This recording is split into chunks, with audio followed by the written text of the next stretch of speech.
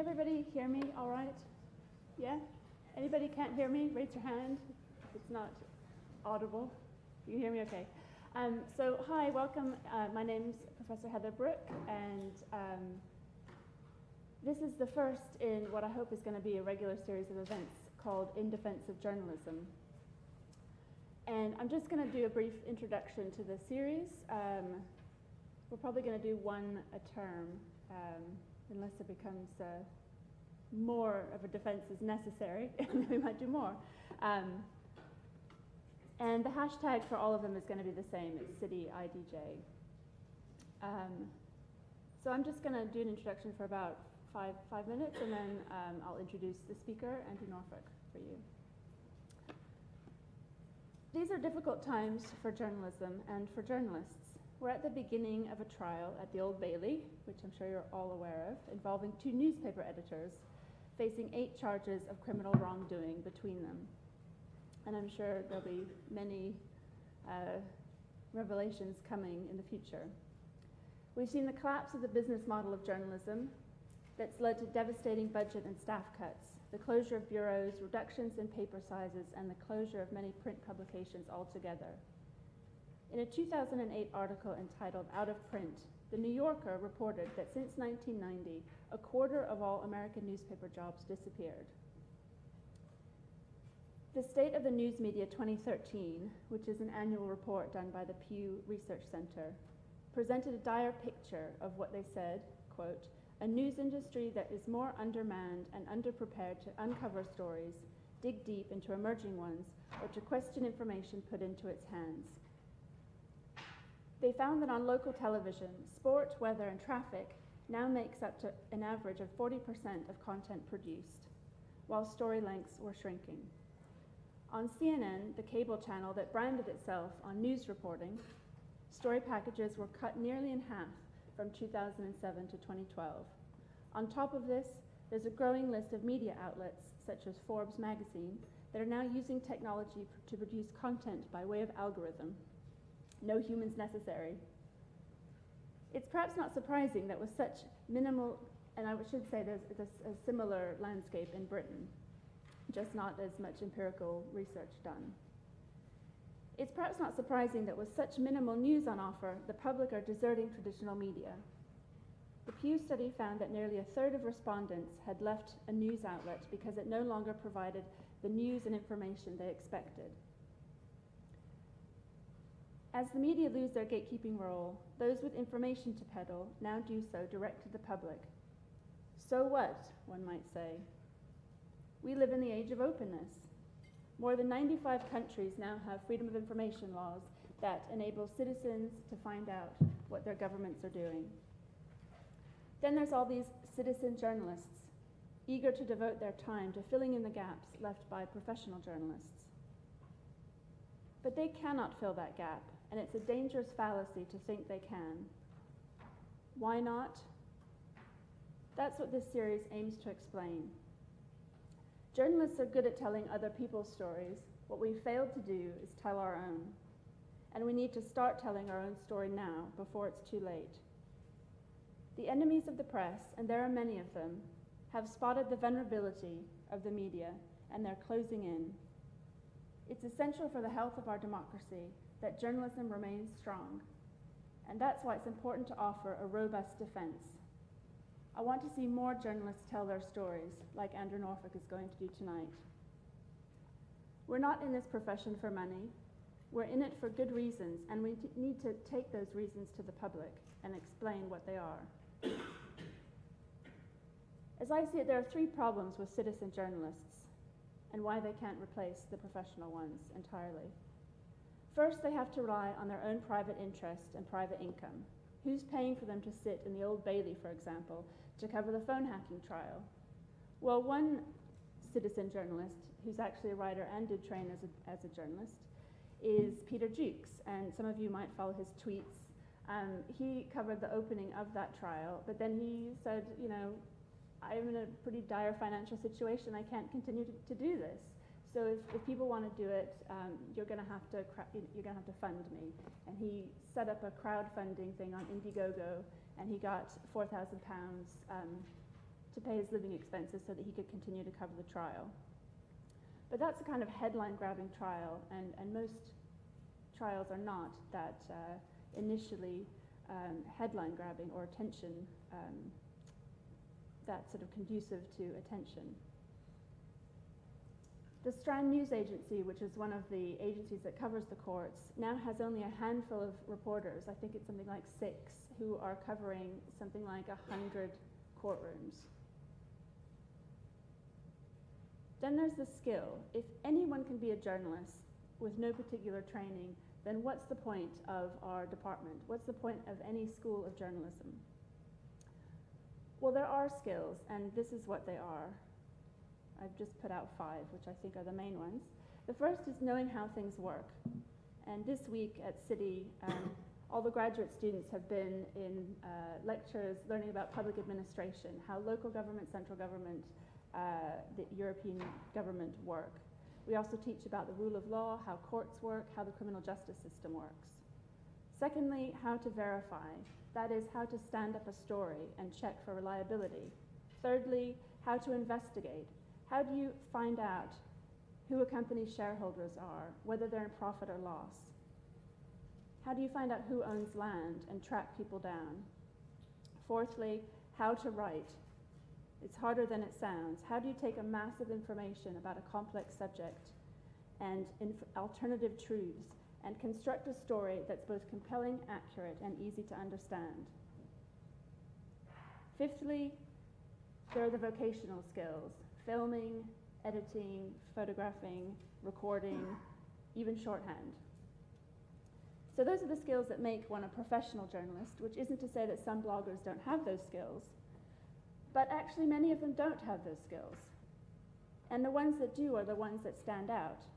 They're knowledgeable, they understand how things work, they can investigate, they can boil down a mass of information into a comprehensible story. They know how to check facts and investigate. And usually they can do that because they've had their own professional training.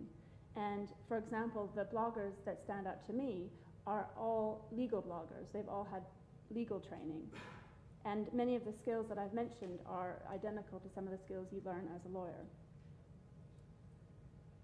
But the best defense for journalism comes down to power. The power of the press as an institution and its institutions. An individual can be silenced. Have you ever faced a libel claim? It's not something that most individuals want to tackle.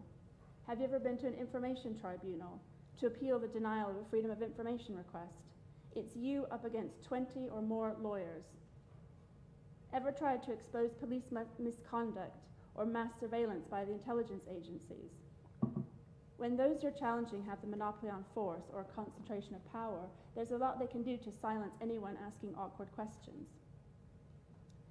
When you want to hold power to account, you need to have power. It's true that one individual can make a difference, but the only way to challenge power is to have it. The press has many enemies, and we can see them all today. There are those who have a carefully constructed public image, who make money off that image. It's their brand. They don't like anything put into the public domain that contradicts that image. Celebrities, cults of personality, corporations. Often it seems like a good thing to them to curtail the power of the press. Then there are those in positions of authority or power. The best way to maintain power is to be seen as strong and infallible, to never make mistakes. But of course, we're all human and we all make mistakes. So how can you stop the public knowing about your mistakes? It can be seen as a good idea to curtail the press so that you seem invincible. I named this series after the famous Bernard Crick book, In Defense of Politics. It's an excellent book, and one that should be required reading, I think, especially for all those seduced into wanting simple truths at the expense of the difficult, fractious nature that is real politics. And for politics, I think you can also say press, for it's in the press that we battle out our diverse interests. Politics, Crick wrote, are the marketplace and the price mechanism of all social demands, though there is no guarantee that a just price will be struck, and there is nothing spontaneous about politics. It depends on deliberate and continuous individual activity. He goes on, to renounce or destroy politics is to destroy the very thing which gives order to the pluralism and variety of civilized society. the thing which enables us to enjoy variety without suffering either anarchy or the tyranny of single truths. The hallmark of free government everywhere, he says, it's an old but clear enough test, is whether public criticism is allowed in a manner conceivably effective, in other words, whether opposition is tolerated. By trying to curtail and control the press, we're in danger of losing one of the most effective mechanisms for voicing opposition. And that's why I set up this series, to make a robust defense for journalism. So when I was thinking about who I wanted to be the first speaker, there was really one person that came to mind, and it was Andrew Norfolk, because I'd followed his work for a long time, and I liked it because he really took on a subject which was difficult to report, and one which only came into the public domain through journalism. It wasn't through the police's investigation. It wasn't through all the regulatory bodies that are supposedly there for public protection. Andrew Norfolk won the 2012 Orwell Prize and the Paul Foot Award for investigative and campaigning journalism for the work that he's going to talk to us about tonight. His articles have prompted 2 government-ordered inquiries, a parliamentary inquiry, and a new national action plan on child sexual exploitation. Police forces, the Crown Prosecution Service, and local authorities were told to transform their approach to street grooming offences, leading to extra resources, improved training for frontline staff, and an explosion in the number of investigations and prosecutions. The government also ordered a sweeping review of protection for residents of children's homes. He's the chief investigative reporter at The Times. The Times is not all bad, you see. News International has its great reporters. He began journalism as an indentured trainee at the Scarborough Evening News in 1989, and he joined the Yorkshire Post in 1995 and the Times in 2000. Please help me in welcoming Andrew Norfolk.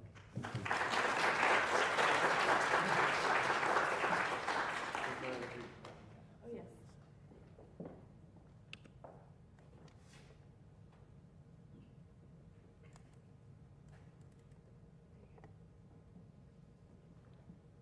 I predict I shall be foiled by technology.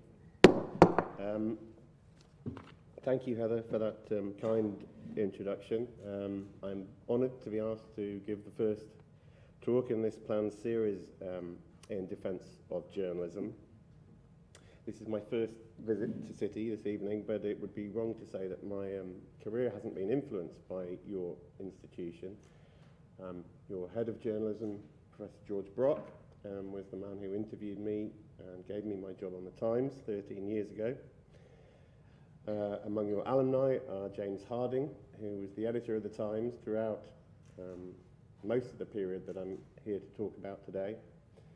And much more recently, we have a very young and very talented deputy home editor, Faye Schlesinger, who tells me she only left here 5 years ago.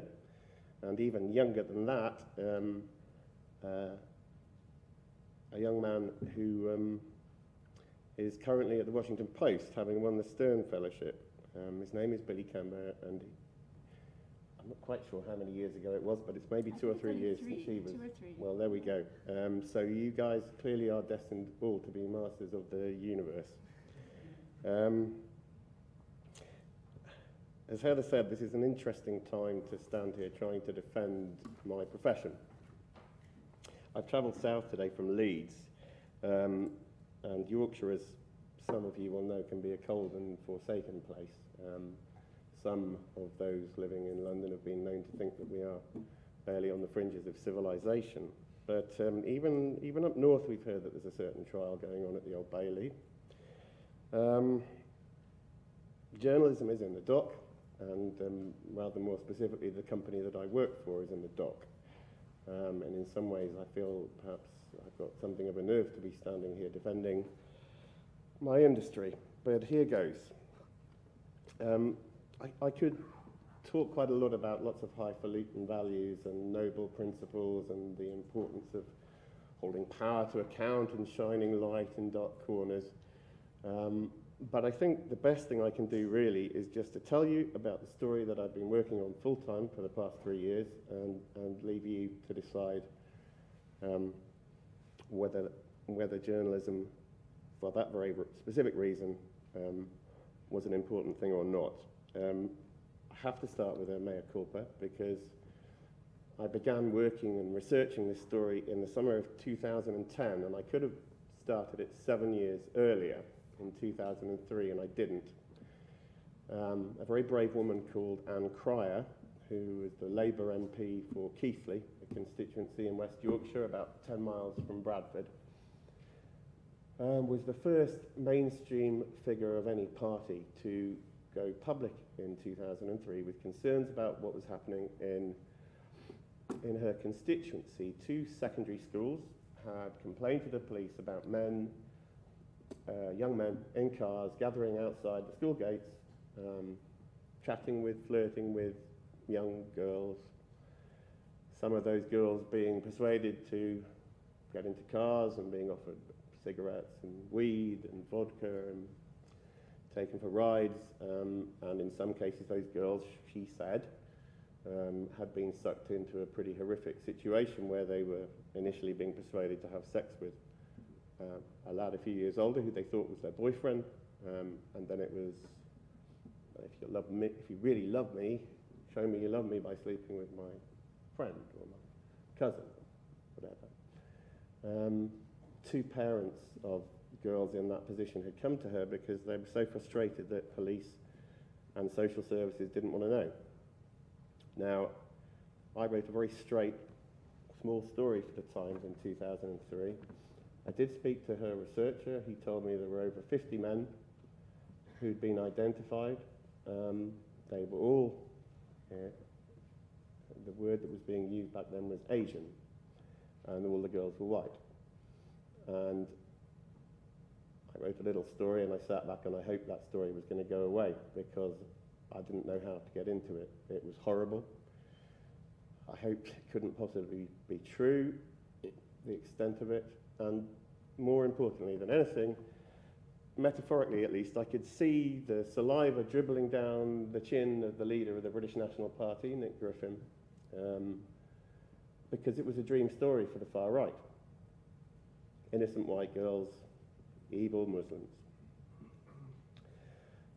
And actually, duly, Nick Griffin and the BNP descended on West Yorkshire. He gave speeches in which he claimed this was all part of some global Islamic plot to impregnate every white girl in the country and spread the caliphate that way. And I sat back and did nothing, and as those 7 years went past, perhaps because I was feeling slightly guilty, because I hadn't done the job I probably ought to have done, I couldn't help but notice every so often there would be a court case cropping up somewhere, typically in Yorkshire or Lancashire, covered in a local newspaper, maybe by a freelance agency that would submit a story to us. And there seemed to be something of a pattern. In each one of these cases, the men who were convicted were not acting on their own. They were acting as part of a group, whether in 2s or 3s or more than that. The first contact with these girls, who were all in the 12 to 15 age group, was in a public place. It wasn't on the internet. Street corner, shopping mall, bus train station. Sexual offences had been committed, and it was pretty difficult to escape noticing that most of the names of the men convicted were Muslim names.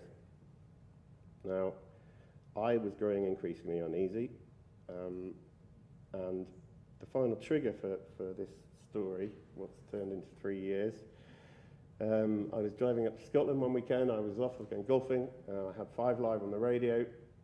They went over, this was August 2010, to a reporter who was outside Manchester Crown Court. 9 men had been convicted of a host of horrific offences against a 14-year-old girl. Now, I'd not heard anything about the case.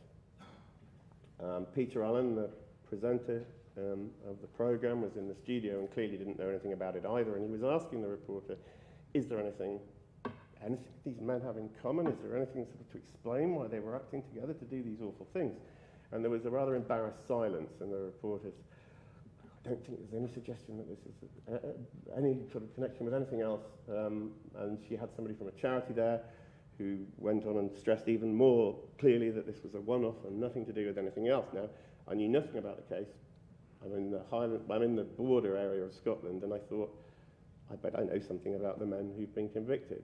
And when I got back to Yorkshire on the Monday, I looked up, and sure enough, it was 9 Muslim names. Now, that's when I said to my news desk, look, you need to give me some time to look into this and do some research, because I think there may be a pattern here that nobody's acknowledging. Now, as you can imagine, there aren't many more sensitive stories to potentially cover than one that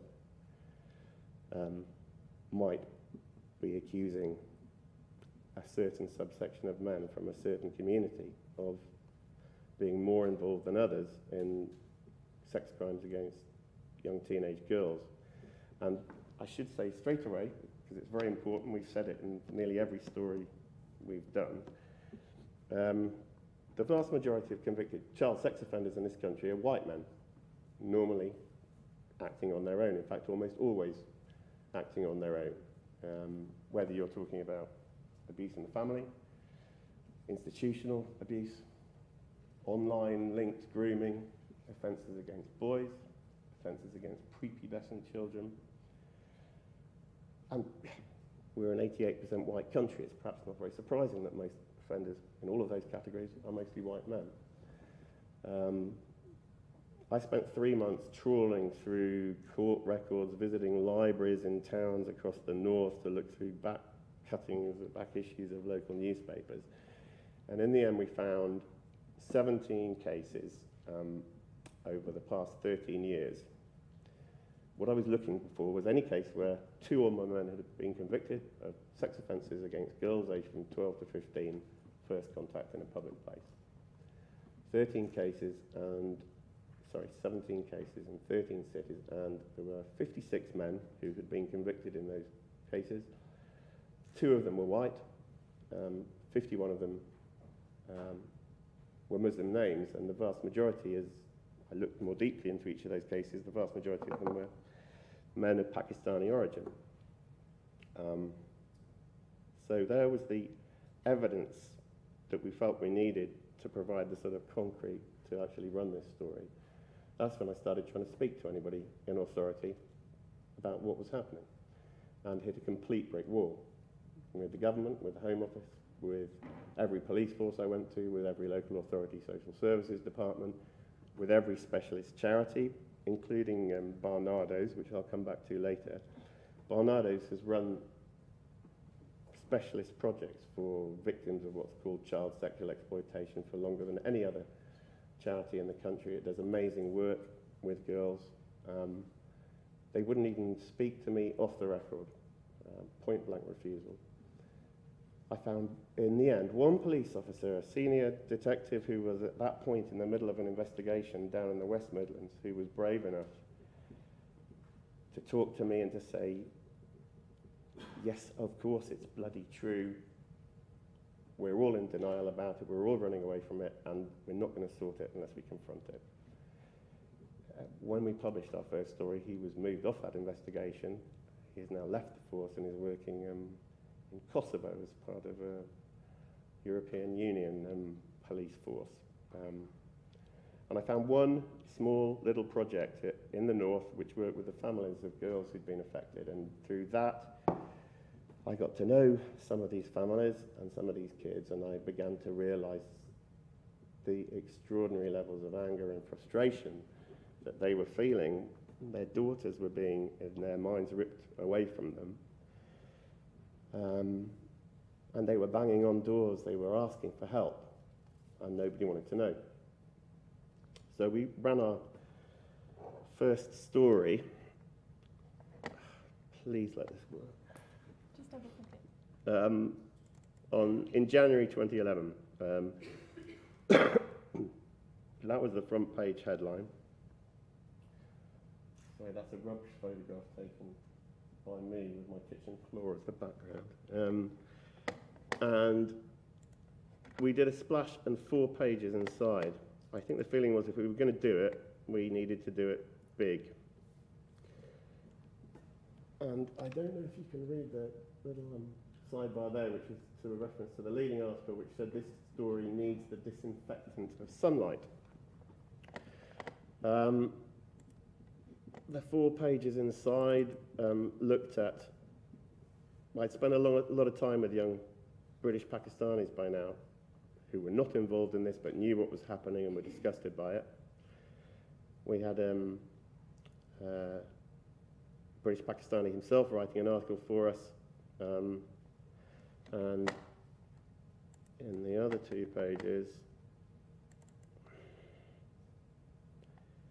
we had a graphic showing all of those cases that I've been talking about there, where it was, when it was, what happened, what the offences were, who was convicted. Now, it made quite an impact, that story. Within 2 days, the government had ordered a national inquiry, and on that second day, Jack Straw, who still is, not for much longer, the Labour MP for Blackburn, gave an interview in which he said that some young Pakistani men in his Blackburn constituency regarded white girls as easy meat, and then it went ballistic. Now, there's an important thing to realise here, and it was a big learning curve for me, because when we published those 5 pages, and there was an inquiry and a lot of hoo-ha, I thought, job done. 4 months working on it, a lot of time speaking to people, a lot of time researching, a lot of time writing it, huge impact, pat myself on the back, end of, let them get on with it. And that was when I was asked down to London for my first ever meeting with the editor of the Times. He'd been there a couple of years by now. And I went into the office expecting him to say, good job.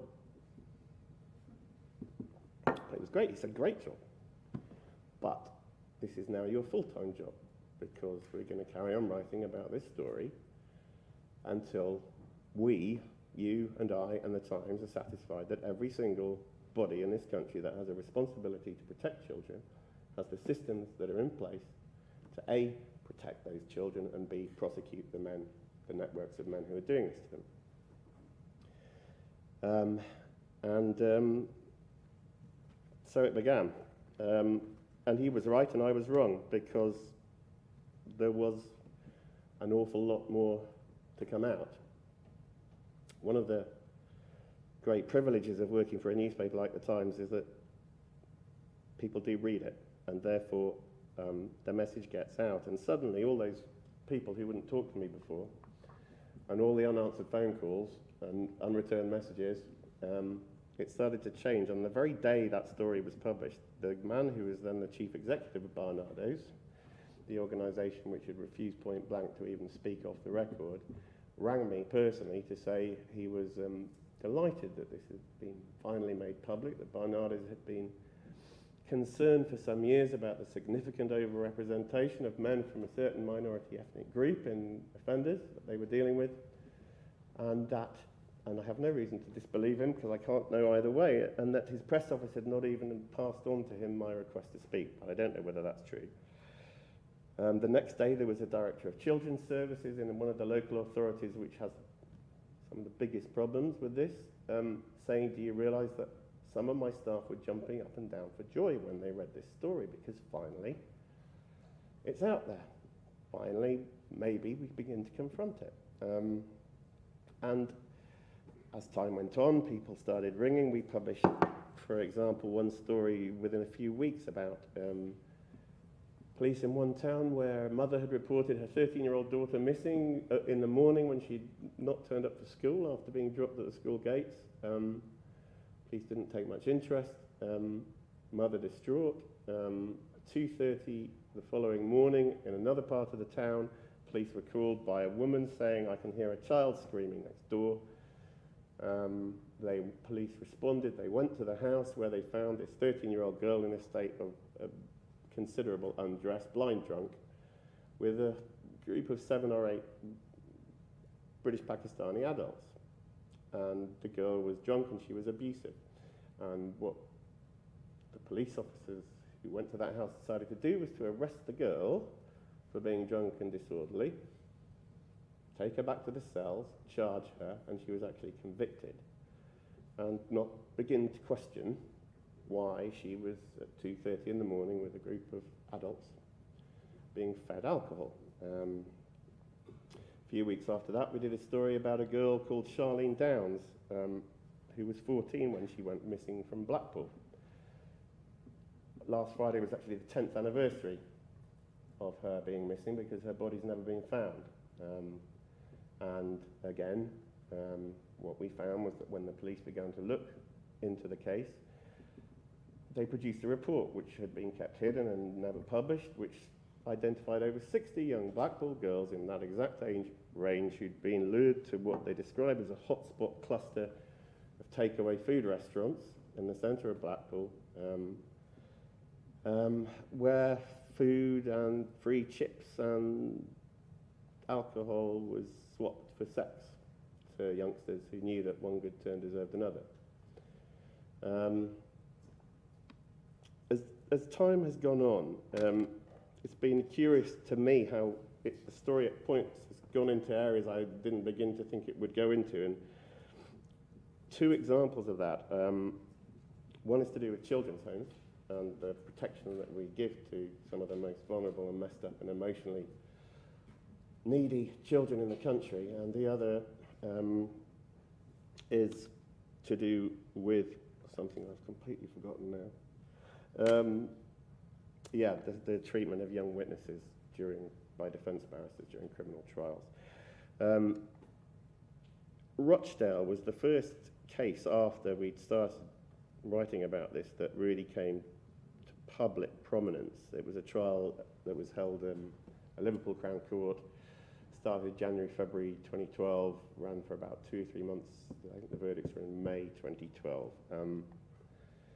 Now, a lot of journalists turned up for the opening of that trial. That's what we do as journalists. We go to the opening, we get the prosecution opening, big headlines, and then we all disappear and wait however long the trial takes for the verdicts.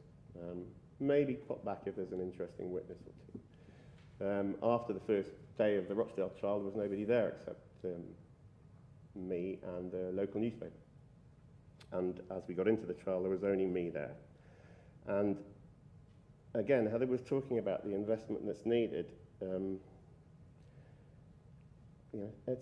It takes a lot of patience for a newspaper to be prepared to pay for a reporter to sit day after day after day in a criminal trial, when maybe at best you're getting one story every fortnight, and when most of what you're doing is investing it for what you're going to do at the end. But I'd like to give you, I have to call up the story actually that we did at the end of it.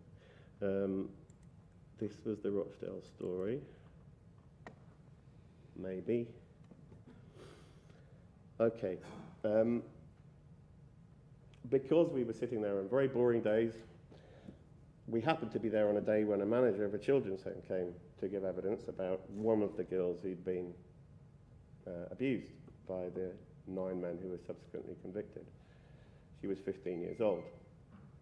And by being there, we found out that we knew the name of the home. And by being there, we found out that this girl, when I went away and researched it, was from Essex. And she'd been sent over 100 miles to a children's home in Rochdale, a privately run children's home that was owned by one of Britain's oldest and worthiest private equity firms. It was charging £252,000 a year to Essex County Council to provide this kid with what was described as 24-hour specialist care and protection. And it should have been specialist because this was what is one of a number of homes that are the increasing fashion, is what's known as a solo care home, as in she was the only resident. 6 members of staff, 1 child. And in 3 months, that 15-year-old girl went missing 19 times for periods between a day and 2 weeks. And while she was missing, she was being routinely, regularly fed alcohol and abused And one night, she was so drunk, she was taken to a house, put on a bed. Men were driving from all over the northwest, most of them in taxis, queuing up on the stairs and outside the bedroom to have sex with her, one after the other. Ofsted went and inspected that home while this girl was missing, and they didn't mention it, that she was missing in their report, given that she was 100% of the residents of that home. And they gave it a good rating. Now, from that, further investigations, I realised that there was actually a statutory requirement on children's homes to report any incident of, and it's very old language that they use, and it's going to be changed fairly soon, but any child resident involved in what was called prostitution. And we found that it was a Freedom of Information request. 631 girls in the past 5 years had been reported as being involved in prostitution. There are only 1,800 girls in children's homes in this country. We did 5 pages when the Rochdale trial ended. You can read some of it, though. Splashed. That was the note that this girl, the girl I've just been talking about, because she couldn't bring herself to tell the staff what was actually happening. She sat in her bedroom crying, and she wrote that note. That's the headline. And she went to the top of the stairs, and she asked a member of staff to come to the bottom of the stairs, and she folded up the note and she dropped it so that he would read it and see. And then going down further pages which looked at other incidents to do with children's homes. That led to 3, within a day, the day after we published that, the government ordered 3 sweeping urgent reviews of care for children, residential childcare. And they have proposed this summer a pretty comprehensive shake-up of the whole system. Another example of it going in a strange direction, because as I started to say, I spent quite a long time in that Rochdale case, but I'd earlier spent 3 months in the summer of 2011 in Stafford Crown Court at a case trial from, there was a group of men from Telford. That was the one where the police officer had been the one who spoke to me back at the beginning, who then left his job. They identified over 200 men as having been involved in the abuse of girls. One girl alone identified over 100 men who'd had sex with her, and she was 14 years old. And among the many staggering things that came out during that trial was, I'm afraid I don't have the articles we did here. One girl, the girl who was the main victim, as it were, in that case, spent 15 days in the witness box. There were 9 defendants, therefore 9 defence barristers. She spent 2 days giving her evidence in chief, and then had a further 13 days of being,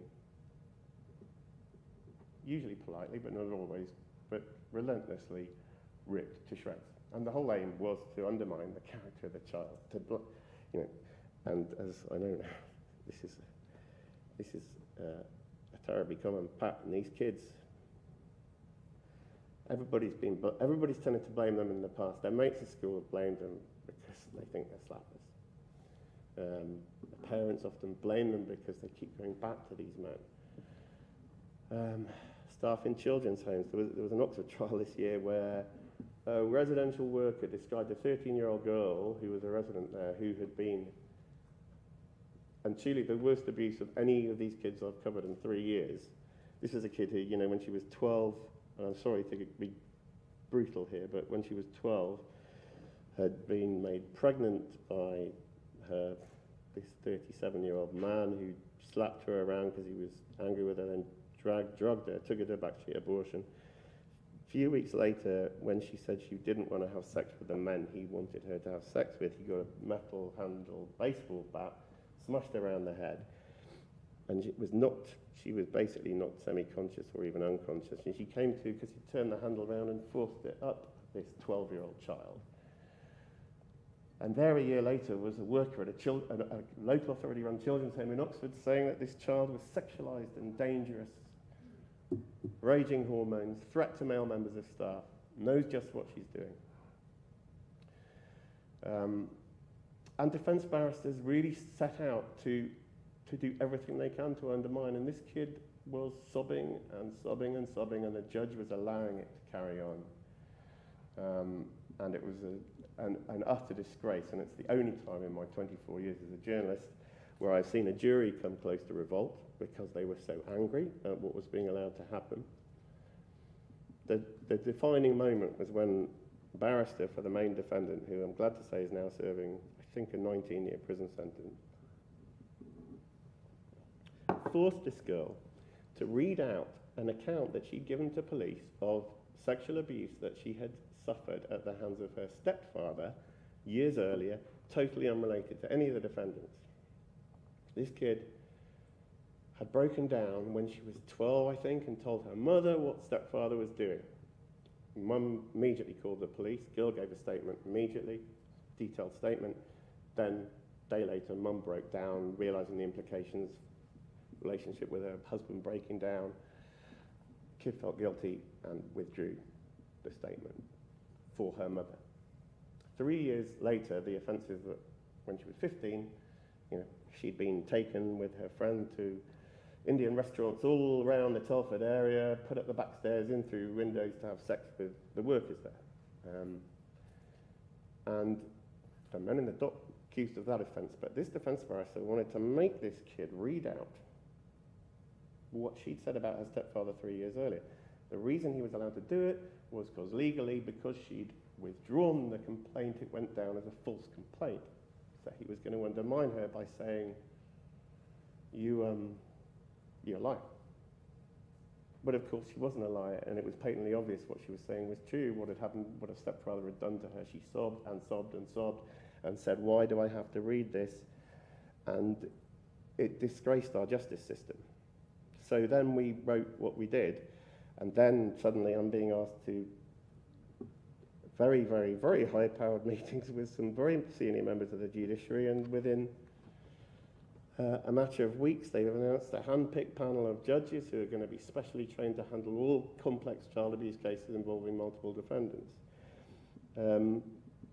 So stories like that, as we've gone on, and they've all been new, have, I'd like to think, made a difference.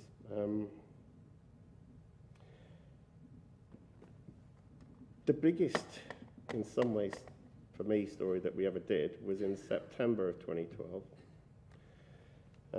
when somebody provided me with, was actually 2 boxes of documents, which exposed a 10-year history in one local authority, Rotherham in South Yorkshire. 10 years of social workers and police knowing that girls that age were being groomed, befriended, targeted, trafficked, put in cars, driven around Rotherham, driven around South Yorkshire, driven as far away as Bristol to have sex with men. They knew the names of the men, they knew the names of the girls, and they had done, sorry for my language, bugger all for 10 years to do anything to try to stop it.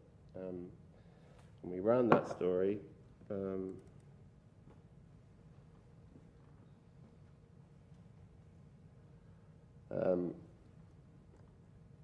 And gave great detail of what was known and what wasn't done that should have been done. That child who's photographed there, who's now a young woman, at 13 had sat and given a film police interview in which she described being raped repeatedly over a number of weeks by a young man who was one of, legally I must call them associates, 4 associates, who I had a report that was written in the early years of this decade, last decade, sorry. 56 girls identified as underage girls being used for sex by these 4 men, 18 of the girls identifying one guy, violent convicted offender, as their boyfriend. Absolutely nothing done. Now, why that was is difficult to explain. I think partly it's similar to the reasons why back in 2003 I didn't my kind of liberal angst, not wanting it to be true, meant I didn't look at it for 7 years. Partly a fear of treading into a complete cultural minefield, partly perhaps just genuinely not understanding what the true extent of what was going on. Partly that idea of blaming the girls because it seemed like they were consenting to what was happening. So often initially, they were going along with what was happening because they were young adolescents, and young adolescents push boundaries and they want to be treated as more grown up than they are, and like the idea of smoking and having alcohol, and thought they were in control of what was happening, and then suddenly realized they were way out of their depth and things were way out of their control. They blame themselves. 3 years on, if I try and sum up where I think the system was in this country. Catcher in the Rye, Holden Caulfield. The reason why he wanted to be the catcher in the Rye, he had this vision of being in a field of corn on the edge of a cliff with lots of little kids playing in the field and all running towards the edge of the cliff, and he'd be the one who would save them. And it seems to me that for at least two decades in this country, there's been a field, a big field on the edge of a cliff with lots of young teenage girls in it and running towards the edge of that cliff. And almost every service that we had set up in this country to work in this area was entirely focused on standing just at the edge of the cliff or just below it and trying to catch them when they fell off, getting some, missing others. And nobody was trying to understand why those kids were running towards the edge of the cliff. No research was done whatsoever for 2 decades into who was responsible for this abuse. And of course, if you don't try and understand why it's happening and who's responsible, you're never going to stop the kids running to the edge of the cliff.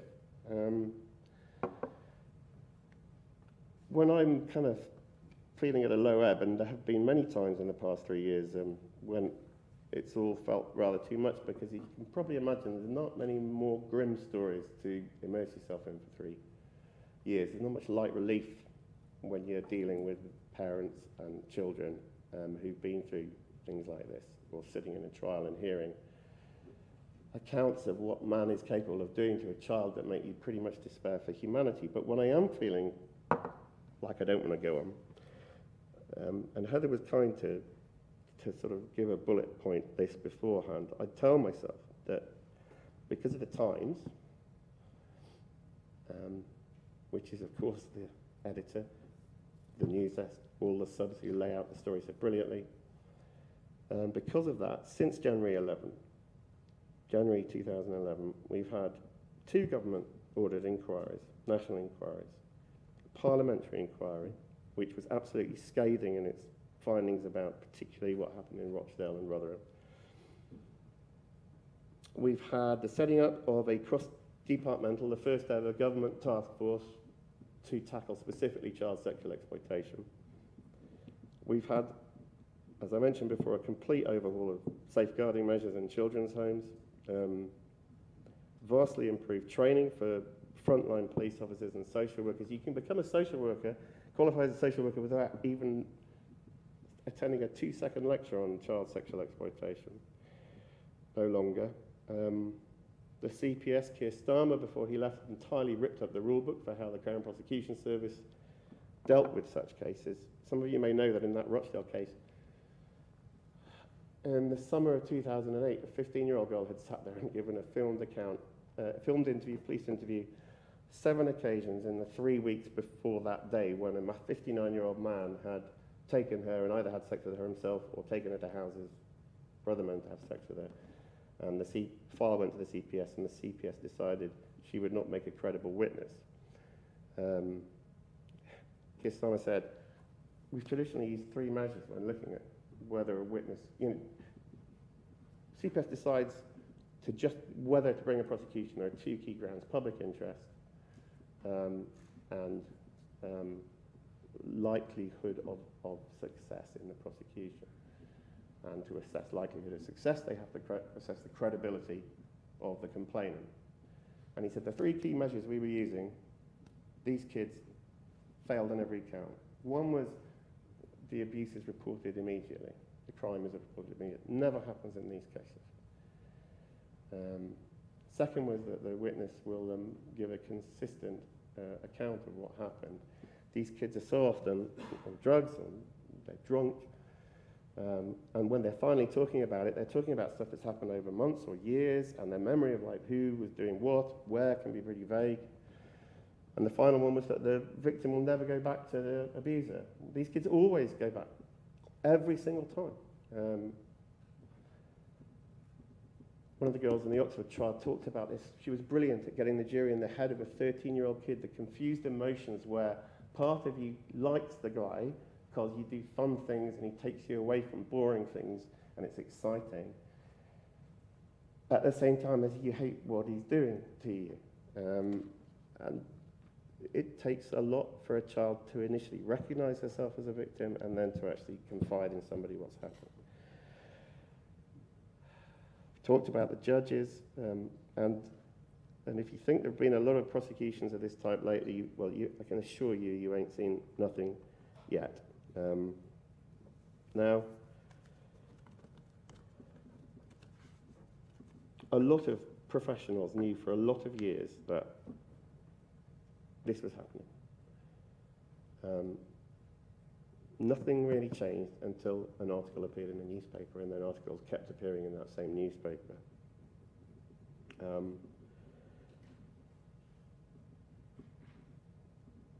I feel so incredibly lucky that in a time of economic austerity, at a time of budget cuts, at a time of staff cuts across our industry, a newspaper gave me 3 years to write up one story. Getting 3 days to work on a story these days, believe me, is pretty rare. Getting 3 months is unheard of. 3 years is ridiculous. There was a major commitment by the Times there, and it wasn't a commitment to what in the trade is known as a sexy story. You couldn't get a less sexy story than this story, and you don't sell any more copies. It's grim, it's unrelenting, but I know the editor of the Times, who is now the director of news at the BBC, James Harding, would say that this was public interest journalism at its best. And if I had to stand up and defend journalism because it seems necessary, then I would probably agree with him. I kind of feel like I should finish with one of those disclaimers, like saying no animals were harmed in the making of this film. In case anybody is in any doubt, to write all these stories, no voicemails were illegally accessed. There were no corrupt payments to any public officials. No computers were hacked. Investigative journalism, of course, existed a long time before mobile phones and computers had even been invented. I will sound like an old git for saying this, but it is possible to do journalism even without Twitter and Facebook. I'd like to finish with a tribute to a very early pioneer of tabloid journalism. His name was William Thomas Stead. Some of you may have heard of him, but I suspect most of you won't. He was the editor of the Pall Mall Gazette in 1885. And in 1885, the Pall Mall Gazette ran a week-long series of articles about child prostitution. But if we ever think this is a new issue, Pakistani grooming gangs, celebrities, Jimmy Savile, we have short memories. Child prostitution, as it was called, was absolutely rife in London in the late Victorian era.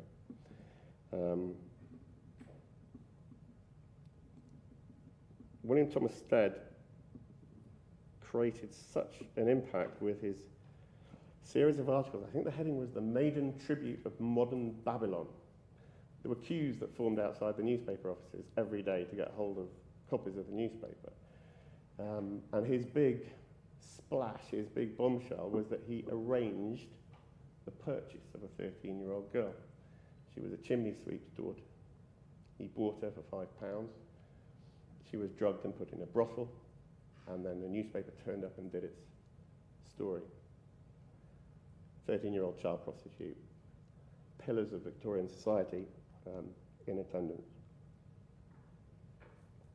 Now, William Thomas Stead was jailed for running that story, was jailed for abduction. I think it was 3 months he served.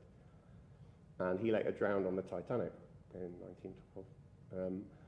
But within a year of that story running, the age of consent in this country was changed from 13 to 16. And that was investigative journalism, public interest journalism, and it made a difference, and it's still possible to make a difference today. Thank you.